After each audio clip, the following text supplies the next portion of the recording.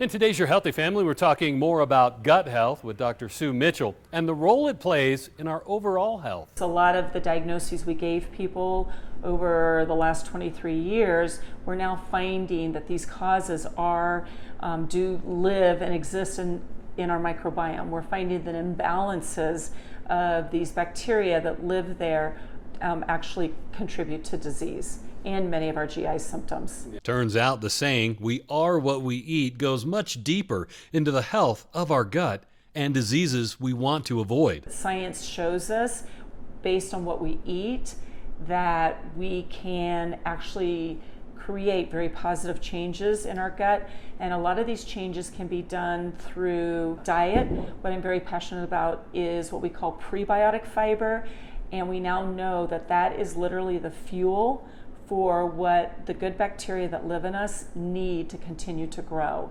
So the more healthy species of good bacteria that live in our gut, that translates into us being healthier. And the healthier we are in our gut, the less likely we are to get disease. And that includes cancer, that includes autoimmune disease. While probiotics have become very mainstream, Dr. Mitchell says we need to go a step further and add prebiotics. Any patient that sees me in clinic, they probably don't make it out of the clinic without me mentioning prebiotic fiber. I think probiotics definitely have been mainstream. Everybody comes in taking a probiotic because they really believe that's healing their gut. But what I think I would love for patients to understand is that probiotics are only good bacteria that provide a benefit while they're there. These bacteria are never going to set up shop in your colon. They're never going to take hold and grow.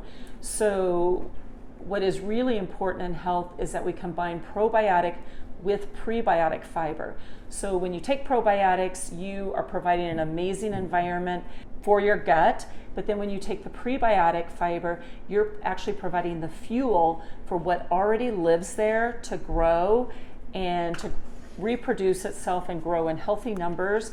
So the concept of introducing probiotic and prebiotic together is definitely going to be there as time goes on. There are a number of ways to combine pre and probiotics into your daily habits, and they're not hard to find. We're already starting to see that in the supplement world. If you go to vitamin stores, the grocery store, when they're looking in the over-the-counter section, they're seeing foods and supplements starting to be labeled with prebiotic and probiotic. Well, prebiotic foods, I think, are fascinating because I think a lot of patients aren't really aware of what prebiotic foods are. We typically have just been very fiber driven. We look at cereal, we look at protein bars, health bars, and we're so excited when we see that it contains however many grams of fiber. But really, prebiotic fiber are foods that you wouldn't typically think of. Some of the top 10 prebiotic foods include bananas, especially bananas that are not ripe, apples with skin, garlic, leeks, jicama, root vegetables are very powerful prebiotic foods. Obviously, legumes, beans. You can also find excellent prebiotic supplements, which that is something we offer through our practice.